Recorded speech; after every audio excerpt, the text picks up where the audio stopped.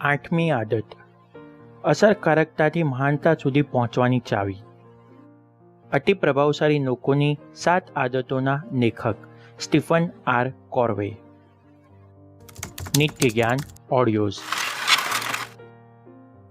સૌથી વધુ પૂછાતા 20 સામાન્ય સવાલો. નિત્ય જ્ઞાન ઓડિયોઝ. પ્રશ્ન 1. મેં જોયું કે મારા માટે મારી ટેવો બદલવાનું લગભગ અશક્ય છે. શું આ વાસ્તવવાદી છે? શું હું બધાથી અલગ છું? તમે આવા એકના વ્યક્તિ નથી.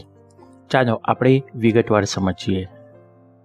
કદાચ તમને યાદ હોય કે તમે તાજેતરમાં એપોલો 11ના ચંદ્ર પ્રવાસને દર્શાવતી ફિલ્મ ક્લિપનો એક બહુ હમણાંનો વિડીયો કે પછી મૂવી જોયું હશે. આપણામાંથી જેટલા પણ લોકો તેના સાક્ષી બન્યા હતા તેઓ તમામ તદ્દન દિગ્મુગ્ધ બની ગયા હતા. આપણે જ્યારે માણસને ચંદ્ર પર ચાલતા જોયા ત્યારે એ દ્રશ્ય આપના માનવામાં આવતું ન હતું. તમને શું લાગે છે કે અવકાશ યાત્રામાં આપણે મહત્તમ તાકાત અને ઉર્જા સૌથી વધારે કઈ બાબત પાછળ ખર્ચીએ છીએ?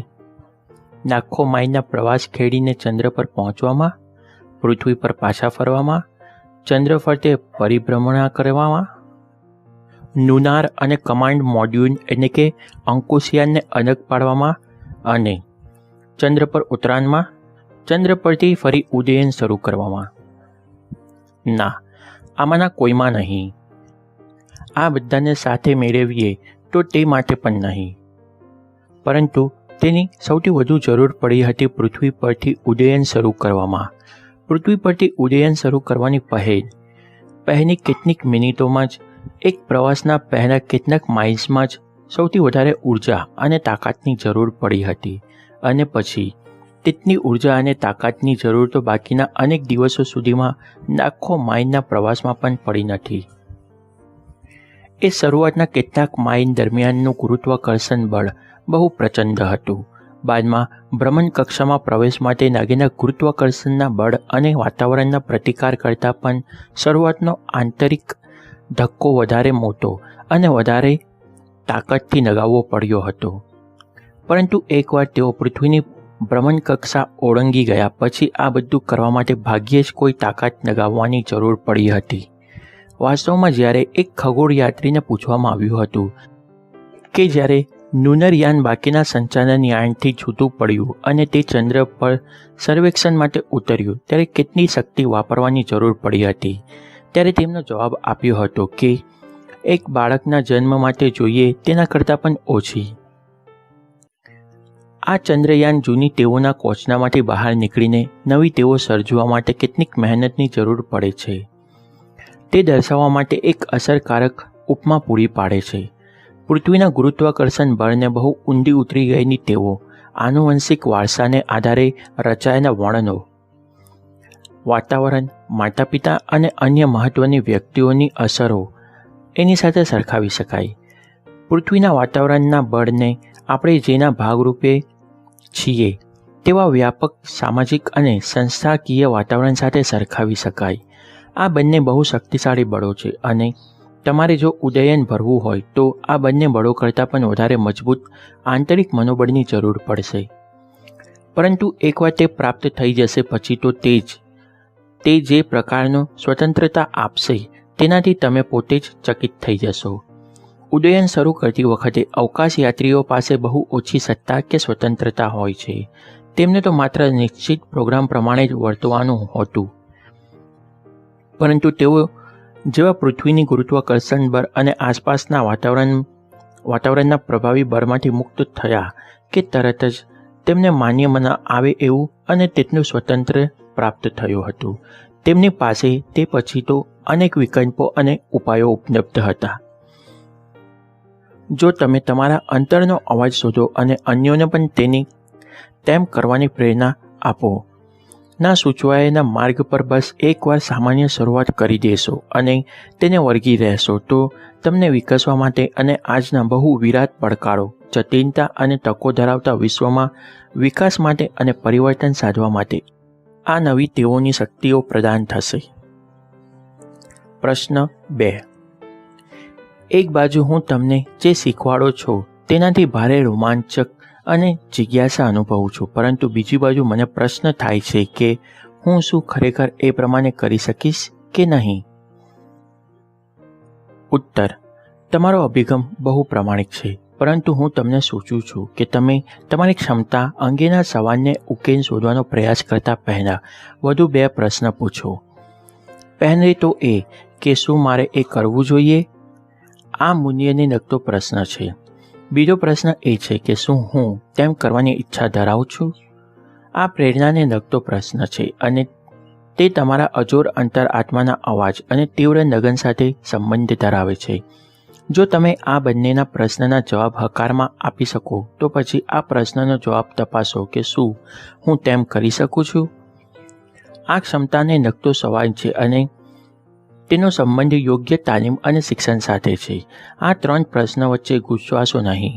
મૂલ્યોને લગતા પ્રશ્નોની તાલીમને લગતા પ્રશ્નો જેવા જવાબ ન આપશો કે પછી પ્રેરણાને લગતા પ્રશ્નોના જવાબ મૂલ્યને લગતા પ્રશ્નના જવાબ પ્રમાણે ન આપશો કે પછી ક્ષમતાને લગતા પ્રશ્નનો જવાબ પ્રેરણાને લગતા પ્રશ્નના જવાબ પ્રમાણે ન આપશો.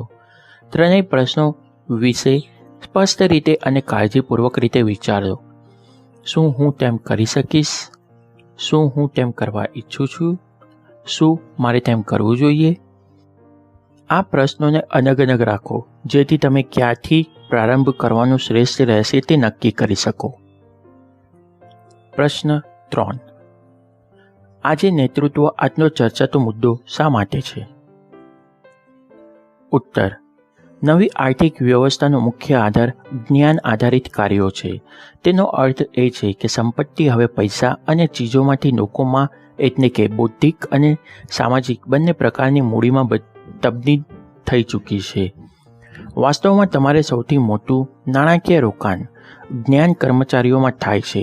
જ્ઞાન કાર્ય સાદી આંકડાકીય ગણતરીને બદલે અનેક ગણી રીતે વૃદ્ધિ પામતા અને અનેકવિધ ભૌમિતિક આકારો સર્જતી સંભાવનાઓમાં ફેરવાયું છે.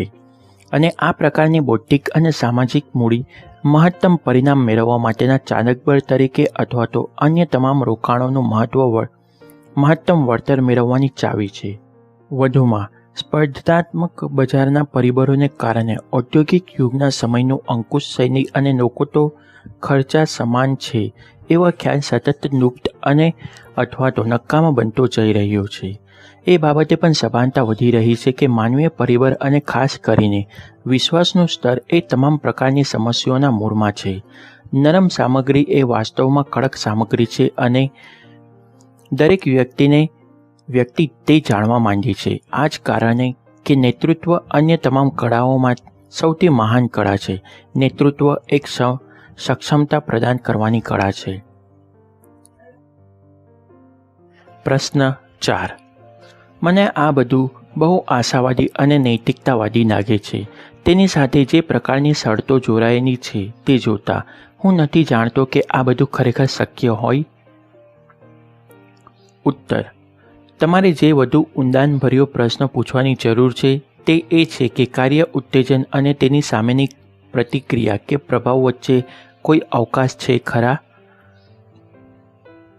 ગમે તેવા સંજોગોમાં પણ આપણી પાસે ખરેખર પસંદગીની સત્તા છે ખરી? જો તમે ખરેખર આ પ્રશ્નનો જવાબ પ્રમાણિક રીતે હકારમાં આપી શકતા હો તો તમે જોઈ શકશો કે આદર્શવાદ એ વાસ્તવવાદ છે. તમે આજના ઇલેક્ટ્રોનિક ચમત્કારોને જોઈ શકતા નથી, તેમ છતાં પણ તમે તેના પર આધાર રાખો છો અને માનો છો કે વાસ્તવમાં તે છે. તે બધાની શોધ થઈ છે કે તેમની જાણ થઈ તે પહેલાં તે વાસ્તવિક ન હતા અને તે માત્ર આદર્શોમાં જ હતા. તમે જ્યારે એમ કહો છો કે આ બધી બાબતો બહુ નૈતિકતાવાદી છે તો તે સાચું અને ખોટું સૂચવે છે. તમારા હૃદયમાં ઊંડે પણ તમે જાણો જ છો કે સાચા અને ખોટા વચ્ચે ફરક છે અને તમે ખોટાની પસંદગી કરો તેના કરતાં તમે સાચાની પસંદગી કરશો તો તેના પરિણામો અલગ જ આવશે. આથી જ આ વિચારો બહુ આદર્શવાદી અને બહુ નૈતિકતાવાદી છે અને તે બંને બહુ વાસ્તવવાદી છે. પ્રશ્ન 5. તમે કહો છો કે સાંસ્કૃતિક નૈતિક સત્તા એ નૈતિક સત્તાનું સૌથી આધુનિક સ્વરૂપ છે. આનો અર્થ શું છે? ઉત્તર: ઉદાહરણ તરીકે અમેરિકાની સ્વતંત્રતાની ઘોષણા જુઓ. તે દસ્તાવેજમાં વ્યક્ત કરાયેલી લાગણીઓ દ્રષ્ટિવાન નૈતિક સત્તાનું પ્રતિનિધિત્વ કરે છે. આ બંધારણમાં એવા મૂલ્યોને સંસ્થાકીય સ્વરૂપ આપવાનો પ્રયાસ કરાયો છે કે તમામ માનવો સમાન છે અને તેમને તેમના સર્જનહાર દ્વારા કેટલાક અભિન્ન અધિકારો બક્ષવામાં આવ્યા છે, જેમાં જીવન, સ્વાતંત્ર્ય અને ખુશી મેળવવાના ઉદ્યમોનો સમાવેશ થાય છે. બંધારણ સ્વાતંત્ર્યની ઘોષણાની દ્રષ્ટિ અને મૂલ્ય પ્રણાલીઓ સાથે સરખાવતા એકરૂપતા ધરાવે છે.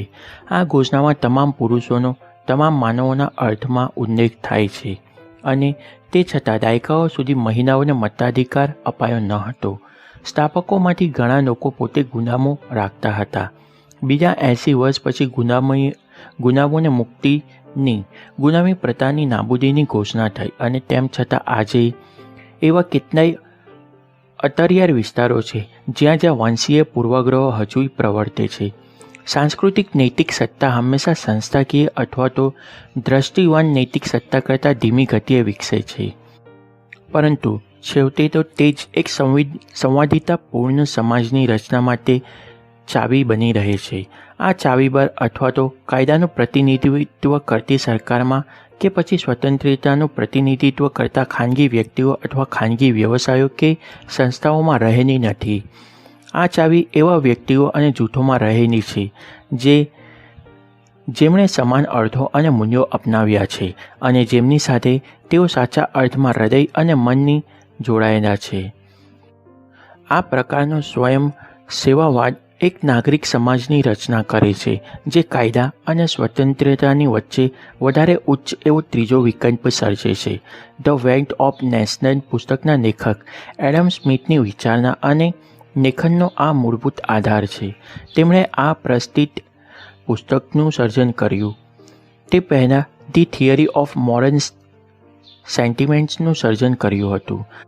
ધ વેલ્થ ઓફ નેશન સહિતના તેમના બાદના પુસ્તકો માટે પાયારૂપ બનેલું આ પુસ્તક એવી ખ્યાલ પર આધારિત છે કે સહેતુક સદ્ગુણો અને શુભ ઇરાદા મુક્ત આર્થિક સાહસની આર્થિક પ્રણાલી અને પ્રતિનિધિત્વરૂપ લોકશાહીની રાજકીય પ્રણાલી બંને માટે પાયારૂપ છે. તેમણે સ્વીકાર્યું કે જો વ્યક્તિગત સદ્ગુણોનું પતન થાય તો છેવટે મુક્ત બજાર અથવા તો લોકશાહી બેમાંથી કશું ટકી શકે જ નહીં. પ્રશ્ન 6. તમે કહો છો કે એક મૂળભૂત સમસ્યા એ છે કે આપણે જ્ઞાન કર્મચારીના યુગમાં ઔદ્યોગિક યુગના આદર્શ માળખાનો ઉપયોગ કરી રહ્યા છીએ, પરંતુ શું આપણે હજુ એક ઔદ્યોગિક રાષ્ટ્ર નથી? આપણે જ્યાં પણ જોઈએ ત્યાં સર્વત્ર ઉદ્યોગો જ નજરે ચડે છે. ઉત્તર: આ વાત સાચી છે, પરંતુ આ જુદા જુદા ઉદ્યોગોમાં મૂલ્યવર્ધિત કામગીરી શારીરિક મહેનતથી કામ કરનારા કર્મચારીઓ દ્વારા નહીં, પરંતુ જ્ઞાન કર્મચારીઓ દ્વારા જ વધારે થાય છે. આથી આપણે ઉદ્યોગની અવગણના કરવાની વાત કરતા નથી. આપણે આ ઉદ્યોગમાં જે જુદા પ્રકારના નેતૃત્વ માળખાને અપનાવવાની વાત કરી રહ્યા છીએ. વાસ્તવમાં આ નવું માળખું જૂના ખેતી પ્રધાન યુગ સાથે સમાનતા ધરાવે છે. શહેરોની બહાર બધી જ ખેતરો છે. તેઓ ઔદ્યોગિક અને માહિતી યુગની શક્તિઓ દ્વારા સંવર્ધિત મૂલ્યો ઉમેરે છે. આપણે એક ભૌતિક વાતાવરણને બદલે માનસિક રચના માળખાની વાત કરી રહ્યા છીએ. પ્રશ્ન 7. સરમુખત્યારશાહી સંસ્કૃતિ સહ અવલંબન કેવી રીતે સર્જે છે તે વિશે વિચારો. જ્યારે તમારે ત્યાં કોઈ સરમુખત્યારશાહી નેતા હોય જે સબળી બાબતો પર અંકુશ ધરાવતો હોય ત્યારે અનુયાયીઓ શું કરશે? મોટાભાગના લોકો નિષ્ક્રિય રહીને તેની આજ્ઞાઓ પાળતા રહેશે. તેઓ જ્યાં સુધી તેમને કહેવામાં ના આવે ત્યાં સુધી રાહ જોશે અને જ્યારે તેમને કહેવામાં આવે ત્યારે જ કામ કરશે. આ પ્રકારના વર્તનથી વર્ચસ્વ જમાવવાનો અને અંકુશ ચાલુ રાખવાનો સરમુખત્યાર નેતાનો ખ્યાલ બહુ દ્રઢ બનશે અને તેના કારણે જ અનુયાયીઓની નિષ્ક્રિયતા અને પરોક્ષ કામગીરી વ્યાજબી ઠરશે. અન્ય શબ્દોમાં કહીએ તો તે સ્વયં પોતાની જ ભવિષ્યવાણી સાચી ઠેરવવા જેવું બની રહેશે. આ બધું જ લોકોની ક્ષમતાઓ અને બુદ્ધિઓને સત્તાવિહીન બનાવી દે છે. તે તેમનો ધાર્યો ઉપયોગ અટકાવે છે. તે લોકોને એવી ચીજોમાં પરિવર્તિત કરી દે છે જેને અંકુશિત કરી શકાય છે કે જેનું વ્યવસ્થાપન થઈ શકે છે. સહ અવલંબનની સંસ્કૃતિની કાળક્રમે રાજકીય રીતે કદમબોશીની સંસ્કૃતિ પાંગરે છે, જેમાં શું યોગ્ય છે તેની વ્યાખ્યા પાલનના અથવા તો વફાદારીના આધારે નક્કી થાય છે અને જ્યાં માત્ર પકડાઈ જવાને જ ખોટું ગણવામાં આવે છે.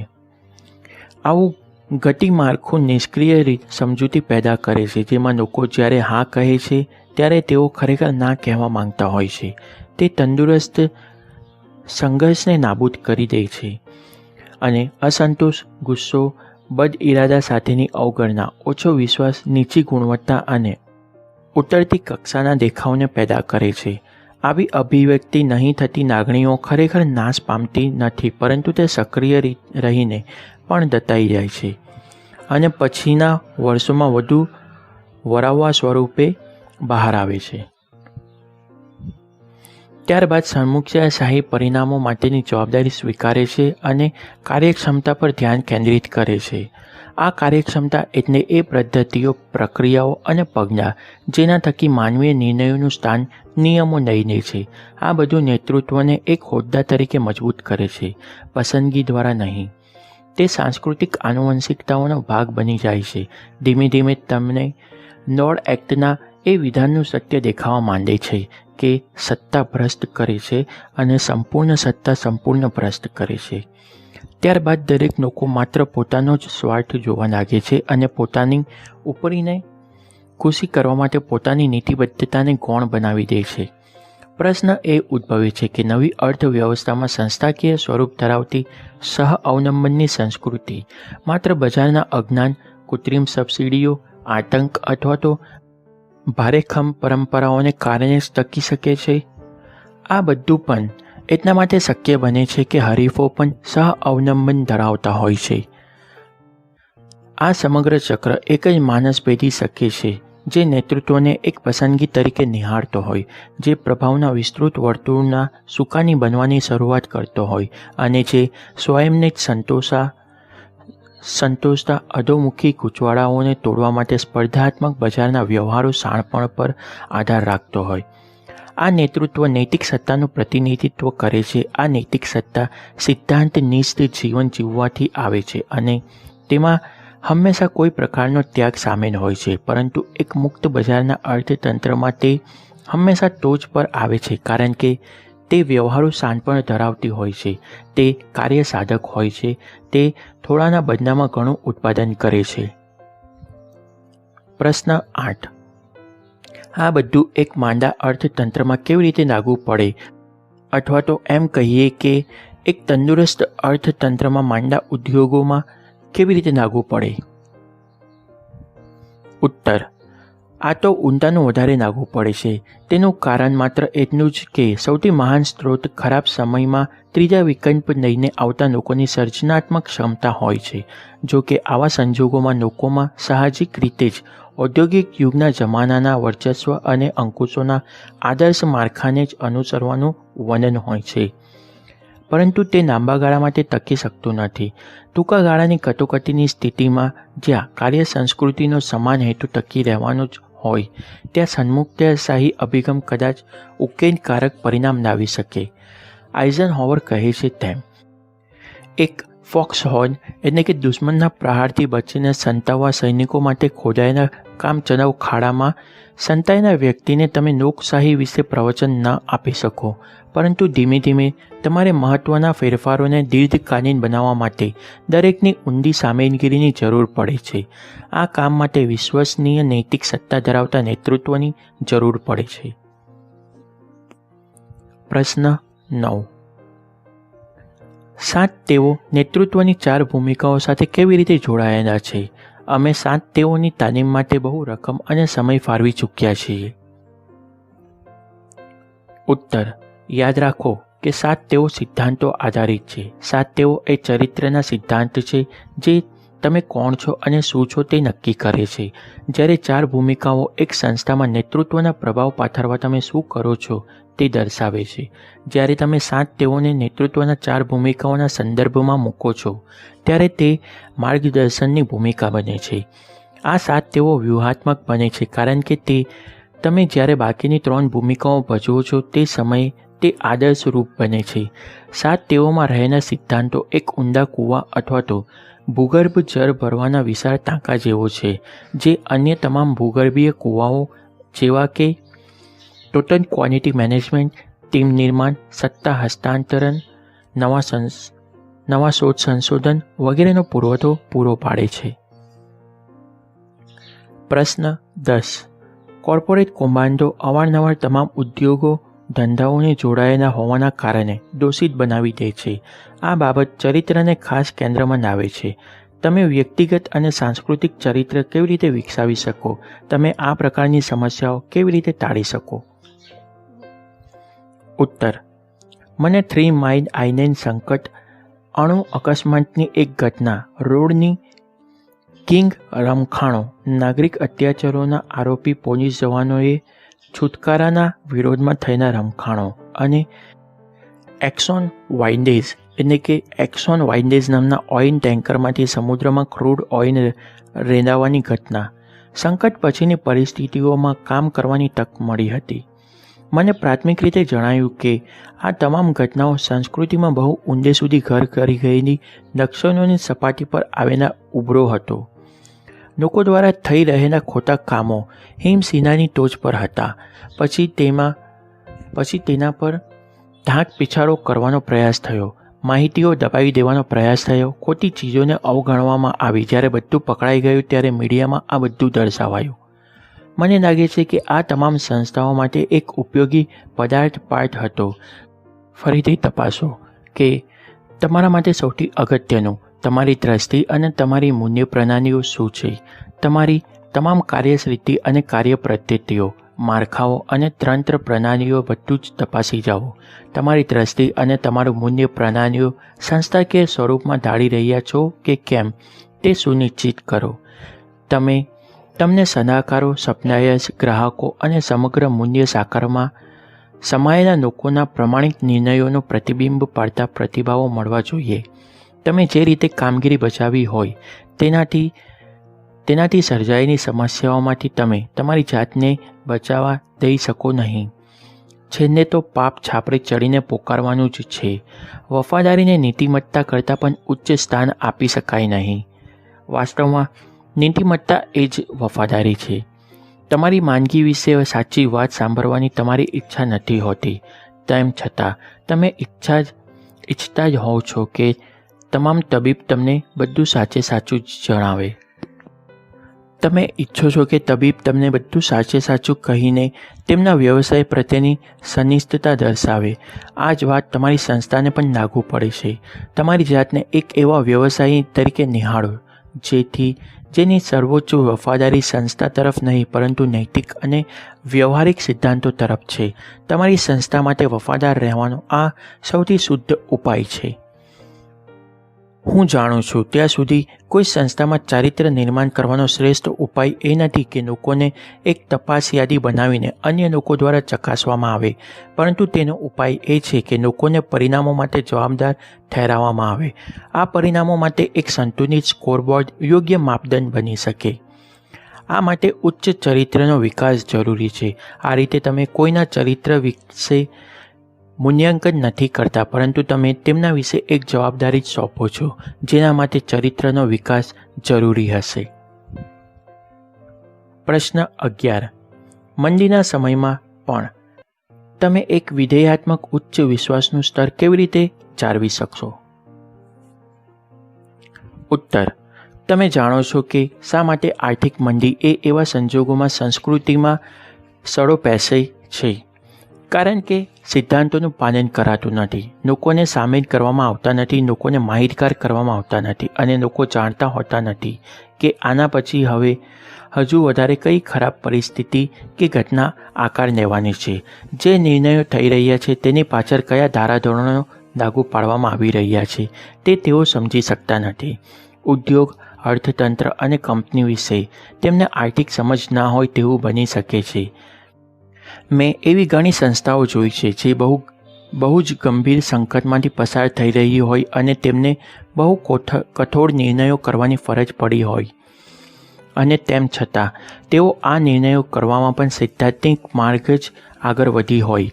પારદર્શક અને ખુલ્લા સંવાદ દ્વારા, ગંભીર અને સાર્થક સામેલગીરી તથા ભાગીદારી દ્વારા, સિદ્ધાંતો આધારિત ચોક્કસ મૂલ્યોને વળગી રહીને તથા એક વિશેષ પ્રયાસ દ્વારા પણ આ નિર્ણયોની જેમને નકારાત્મક અસર થઈ રહી હતી તેવા કર્મચારીઓ તથા તેમના પરિણામો જાણતા હોય છે કે સંસ્થા તેમના વતી વિશેષ પગલાં ભરી રહી છે અને તેના કારણે સમુદાયમાં સારી પ્રતિષ્ઠા ઊંટાની વધશે.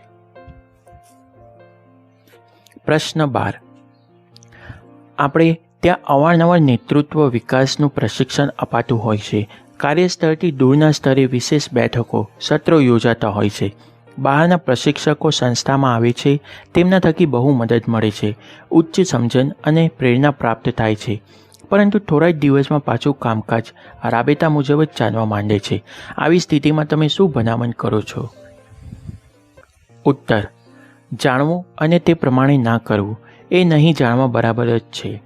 તમે નવા અને મહત્ત્વના જ્ઞાન તથા કૌશલ્યથી કામચલાઉ સમય માટે પ્રોત્સાહિત થયા હશો અને પ્રેરણા પામ્યા હશો, પરંતુ જ્યાં સુધી તમે તેને લાગુ ના કરો ત્યાં સુધી ખરેખર તમે તેને જાણતા જ હોતા નથી. જો કાર્ય વાતાવરણની તંત્ર પ્રણાલીઓ અને માળખું તમને આ નવી બાબતો લાગુ પાડવા માટે પ્રોત્સાહન નહીં આપતા હોય તો તમે તેને લાગુ કરવા નહીં ઈચ્છો અને તમે તેને જાણશો પણ નહીં. કાળક્રમે આ પ્રકારના અનુભવોની માઠી અસર શરૂ થશે અને તેનાથી સમગ્ર કાર્ય સંસ્કૃતિમાં એક પ્રકારનું ભાવશૂન્યતા કે ઉપેક્ષા વૃત્તિ જન્મ લેશે. પરિવર્તનના પ્રયાસો તથા નવી ઢબે સંચાલનની બધી વાતો અને કેન્ડી કોટન, કેન્ડી ફ્લોસ, સૂતરફેણી જેવી મીઠાઈ જેવી બની રહેશે, જે એક ક્ષણ માટે તો મીઠો ગળચટ્ટો સ્વાદ આપે, પરંતુ પછી તે સ્વાદ ઉડી જાય છે. આવું ના બને તે માટેની ચાવી એ છે કે સામગ્રી મેળવો, તેનું શિક્ષણ આપો, તે વિશે ચર્ચા કરો અને તેની મૂળભૂત સિદ્ધાંતો રચીને એવી રીતે સંસ્થાકીય સ્વરૂપમાં ઢાળો કે જેથી રોજ જે રીતે કામ થતું હોય અને લોકોને જે રીતે પ્રોત્સાહન કે વળતર મળતું હોય તેની દૈનિક પ્રક્રિયામાં તે વણાઈ જાય. ત્યાર પછી તે સાકાર થશે. તે પછી એક સ્લાઇડ શો નહીં બની રહે, પરંતુ મુખ્ય કાર્યશૈલીનો ભાગ બનશે. પ્રશ્ન 13. જો આ અભિગમ પણ કાર્ય સાધક ના નીવડે તો શું કરવું? ઉત્તર: જો લોકો તેનો અમલ નહીં કરે તો તે કાર્ય સાધક નહીં જ નીવડે. આ કોઈ જાદુઈ છડી નથી. તે માટે ખાસ કરીને એક માનસિકતા અને કૌશલ્યના ઘડતરમાંથી અન્ય માનસિકતા અને કૌશલ્ય તરફ પરિવર્તન સાધવા માટે ગાઢ પ્રતિબદ્ધતા, ધીરજ અને સાતત્ય જોઈએ. સાથે પ્રાપ્ય ઓજારો, ઉપાયો બહુ જ મોટા પાયે મદદ કરશે, પરંતુ છેલ્લે પૃથ્થકરણમાં તો લોકોએ પોતાના કાર્ય માટે પ્રતિબદ્ધતા દાખવવી જ પડશે. પ્રશ્ન 14.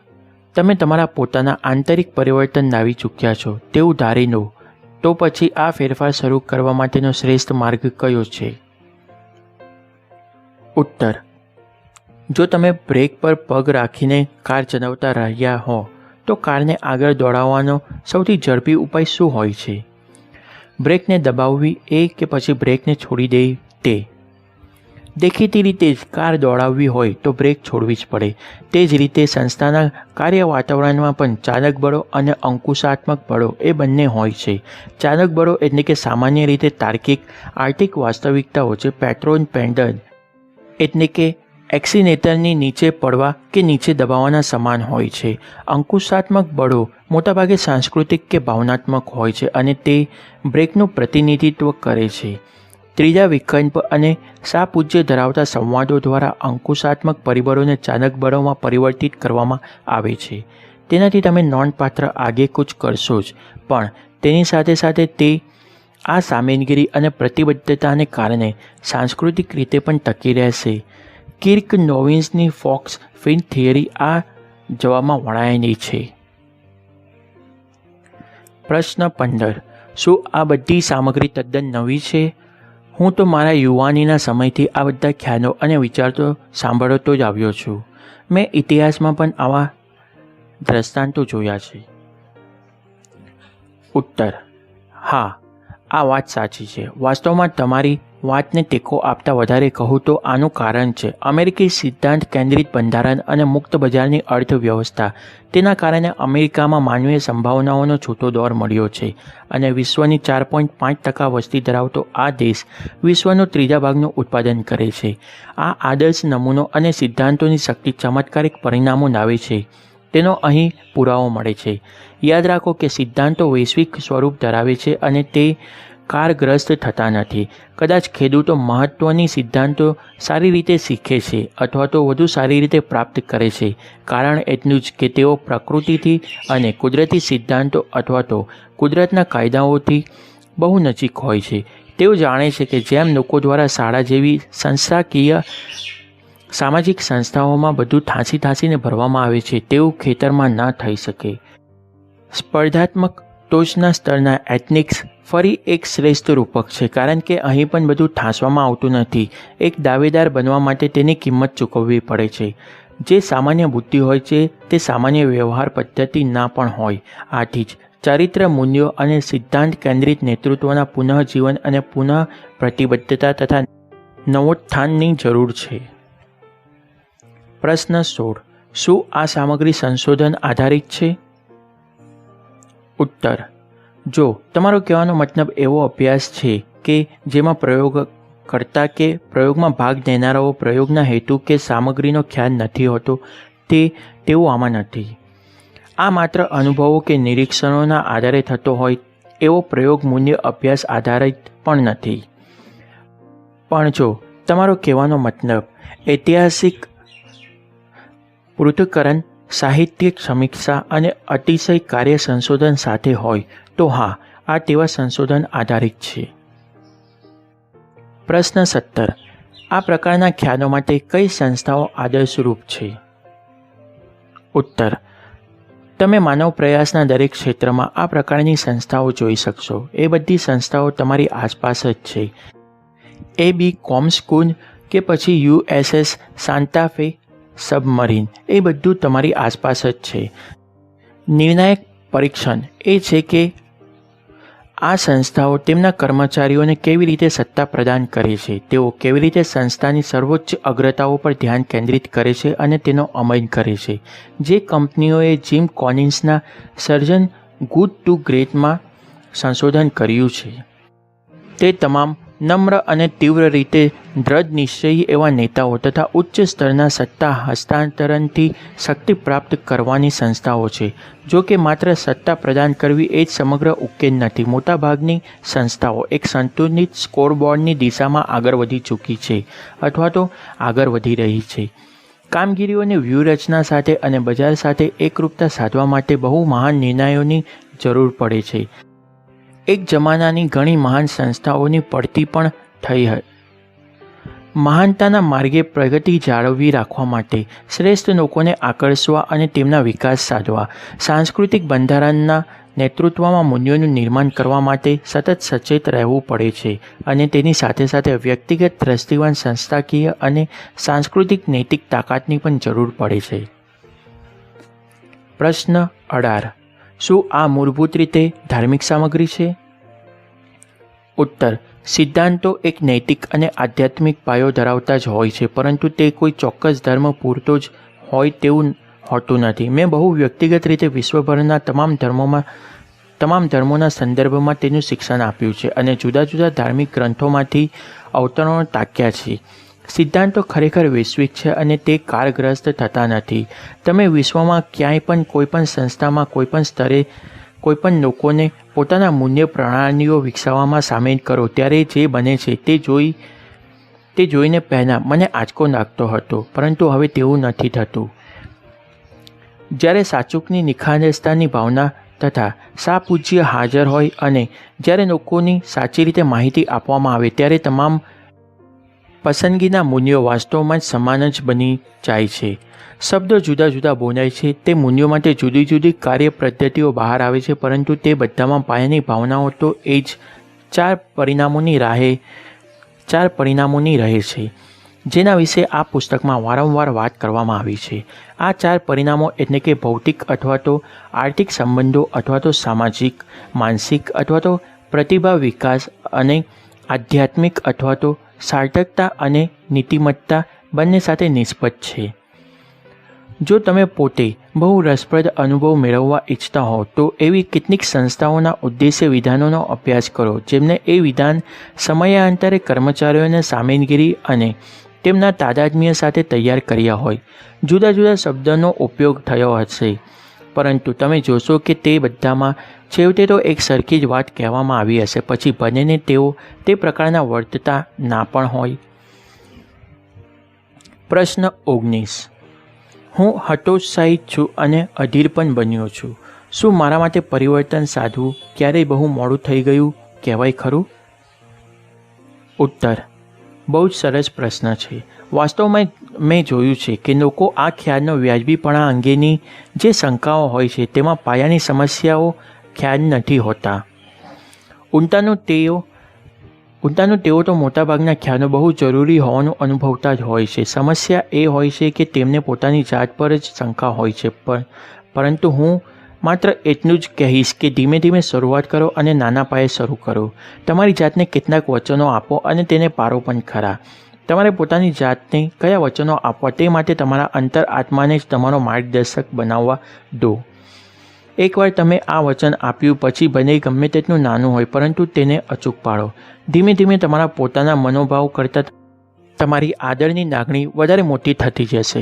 જેમ જેમ તમે સ્વયં પર અંકુશ, સ્વયં પર કાબૂ, સલામતી અને ક્ષમતાની વધુને વધુ અનુભૂતિ પ્રાપ્ત કરતા જશો તેમ તેમ તમે વધુ મોટા વચનો આપવા અને તેને પાડવા માટે સક્ષમ બનતા જશો. તમે કોઈ નવા ક્ષેત્રને અપનાવો, આરામ કે આસાનીને માર્ગ છોડી દો અને વધુ નવી પહેલ કરો. ફરીથી એકવાર ચાઇનીઝ વાંસના વૃક્ષની વાત યાદ કરો. ચાઇનીઝ વાંસના વૃક્ષની એક પ્રજાતિ એવી છે કે તમે તેને એકવાર કાપો તે પછી 4 વર્ષ સુધી તેમને ત્યાં કશું જોવા મળતું નથી. તમને જમીન પર એ જગ્યાએ કશું રોપાયાના નિશાન દેખાયા કરે, બસ એટલું જ. તમે આસપાસનું નકામું ઘાસ કે વનસ્પતિ કાપતા રહો, પાણી સિંચતા રહો, ઉછળતા રહો, સંવર્ધન કરતા રહો અને તે વાવેતરને સફળ બનાવવા માટે જે કાંઈ કરવાનું હોય તે તમામ કરી છૂટો, પરંતુ તેમાં કશું જ જોવા નહીં મળે. પણ ખાસ પ્રજાતિના આ ચાઇનીઝ વાંસનું વૃક્ષ તેની રોપણી કર્યાના 5 વર્ષ 8 ફૂટ જેટલું વધી જાય છે. તેના પ્રારંભના વર્ષમાં જે કાંઈ વિકાસ વૃદ્ધિ થાય છે તે જમીનની અંદર મૂળના ભાગે જ થાય છે. એકવાર તેના મૂળ સુદૃઢ થઈ જાય કે તરત જ તે પછી તે જમીનની ઉપર આવી વૃદ્ધિ પામવા માંડે છે અને તેની આ વૃદ્ધિ નજર સામે જોઈ શકાય. ખરેખર તો સમયાંતરે જે વૃદ્ધિ થઈ રહી હતી તેના વિશે શંકા સેવનાર લોકોને તેમની નજર સામે જ વૃદ્ધિનો પુરાવો મળી જાય છે. આ જ કારણે કે ચરિત્ર વિકાસનું વ્યક્તિગત સ્તર હંમેશા આંતરવ્યક્તિગત સંબંધોમાં વિશ્વાસના નિર્માણની પહેલાં આવે છે. આ વિશ્વાસનું નિર્માણ પણ ઉચ્ચ અગ્રતાઓના ખરેખર અમલ કરતી સંસ્થાઓમાં એક સંસ્કૃતિના સર્જનની પહેલાં થાય છે. આમ ક્યારેય મોડું થતું નથી. જિંદગી એ એક ઉદ્દેશ્ય છે, કોઈ કારકિર્દી નથી. પ્રશ્ન 20. આ કાર્ય સાધક નીવડે છે એ તમે કેવી રીતે જાણો છો? ઉત્તર: તમે તેનો અમલ કરીને જ તે જાણી શકો. જાણવું અને તેનો અમલ ના કરવો એ નહીં જાણવા બરાબર છે. પુરાવાનો બીજો પુષ્ટિ કરતો સ્ત્રોત જે લોકો સેવા મેળવી રહ્યા છે એ તમામ એટલે કે ક્લાયન્ટ, માલિકો, કર્મચારીઓ, નાગરિકો અથવા તો ગ્રાહક પાસેથી વ્યવહારિક પરિણામો પ્રાપ્ત કરવાનો અને સમગ્ર સપનાયેલ ટીમ તથા તમારા પોતાના કાર્ય વાતાવરણ પાસેથી સારી માહિતી મેળવવાનો છે. છેલ્લા પૃથ્થકરણમાં મેં પરખ વિનાના નિરીક્ષણ અને માપદંડ કે માપનને બદલે અંતર આત્મા થકી પરખ અને તેની સાથે નિરીક્ષણ તથા માપન પર વધુ શ્રદ્ધા દર્શાવી છે. મેં જોયું છે કે ઘણા લોકો આત્મીય રીતે ઇન્ટુ મી સી એટલે કે હું સામેની વ્યક્તિના અંતરમાં જોઈ શકું અને સામેની વ્યક્તિ મારા અંતરમાં નિહાળી શકે એવી ઘણી ચીજો વિશે જાણતા હોય છે જે તેઓ કરતા હોવા જોઈએ, અને ઘણી એવી ચીજો વિશે પણ જાણતા હોય છે કે જે તેમને ના કરવી જોઈએ. જો તેઓ આ જ્ઞાન પર અમલ કરવાનું ચાલુ કરી દે તો તેમના અન્ય પ્રશ્ન માત્ર શૈક્ષણિક પ્રકારની જ થઈ જશે. બાદમાં તે તમામ પ્રશ્નોના પણ જવાબ મળી જશે, માત્ર તે જવાબોના શિક્ષણ દ્વારા જ નહીં પરંતુ તે જવાબો માટે મહેનત કરવાથી પણ. નિત્ય જ્ઞાન ઓડિયોઝ. તો મિત્રો, અહીં આ પુસ્તક પૂર્ણ થાય છે. 8મી આદત, અસરકારકતાથી મહાનતા સુધી પહોંચવાની ચાવી. નિત્ય જ્ઞાન ઓડિયોઝ. આ ઓડિયો બુક સાંભળવા બદલ તમારો આભાર. જો તમને આ ઓડિયો બુક ગમ્યો હોય તો આને લાઈક જરૂર કરજો. આવા જ બીજા ગુજરાતીમાં ઓડિયો બુક મેળવવા માટે આ ચેનલને સબસ્ક્રાઈબ અને શેર જરૂર કરજો. જો મારા માટે કોઈ સલાહ કે સૂચન હોય તો તેને કમેન્ટ બોક્સમાં જરૂર લખજો. 8મી આદત, અસરકારકતાથી મહાનતા સુધી પહોંચવાની ચાવી. The 8th habit, Stephen R Covey. અતિ પ્રભાવશાળી લોકોની 7 આદતોના લેખક તરફથી એક ઘણું અદ્ભુત પુસ્તક. આ ઓડિયો બુક સાંભળવા બદલ તમારો આભાર. તમારો દિવસ શુભ રહે. જય શ્રી કૃષ્ણ.